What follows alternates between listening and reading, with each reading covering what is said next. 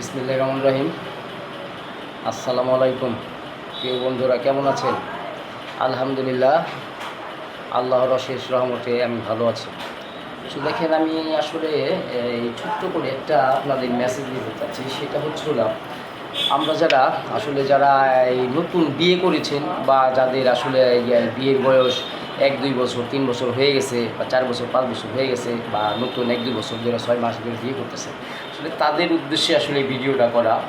সেটা হচ্ছিলাম, দেখেন, আপনারা দেখবেন আসলে আমাদের সবারই, প্রত্যেকটা ছেলের বা প্রত্যেকটা বাবা মারই ছেলেদের প্রতি স্পেশাল ভালোবাসা থাকে, বা ছেলেদেরও মা বাবার প্রতি স্পেশাল ভালোবাসা থাকে বা ভালোবাসি আমরা।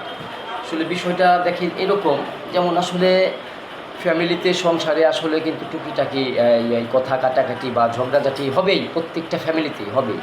এখন দেখেন, যখন আপনার মায়ের সাথে আপনার কোনো তর্কতর্কি হবে বা কোনো ঝগড়া হবে, তখন আপনার মাথায় কিছু বিষয় রাখতে হবে।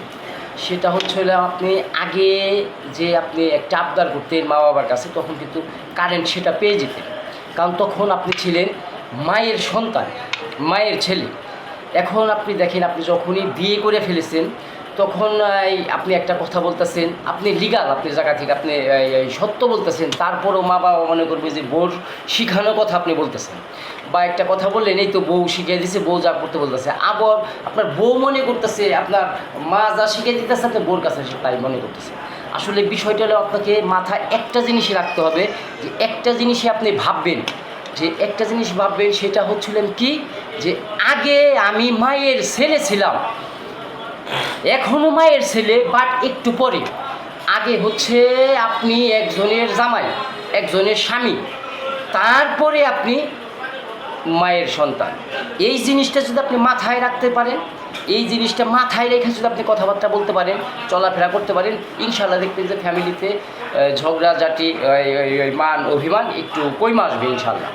তো আশা করি সবাই এই জিনিসটা আসলে একটু মনে রাখবেন। আমরা যারা নতুন বিয়ে করছি, সর্বপ্রথম একটা জিনিসই মাথায় রাখবেন, সেটা হচ্ছে যে আগে হচ্ছে আপনি একজনের স্বামী, একজনের জামাই, তারপরে হচ্ছিলেন আপনি আপনার মায়ের সন্তান। আগে ছিলেন আপনি আপনার মায়ের সন্তান, কিন্তু এখন আপনার মায়ের সন্তান না। আগে একজনের জামাই, তারপর আপনার মায়ের সন্তান।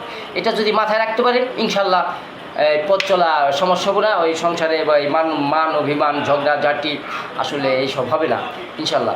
ভালো থাকবেন। আর হচ্ছে ভালো থাকার, সুখে থাকার সবচেয়ে বড় টিপসই হচ্ছে অন্যের কাছ থেকে আশা করবেন না, কারো কাছ থেকে কোনো কিছু আশা করবেন না, কোনো বিনিময়ে আশা করবেন না। যা কিছু করতেছেন আল্লাহর সন্তুষ্টির জন্য করতেছেন ইনশাল্লাহ।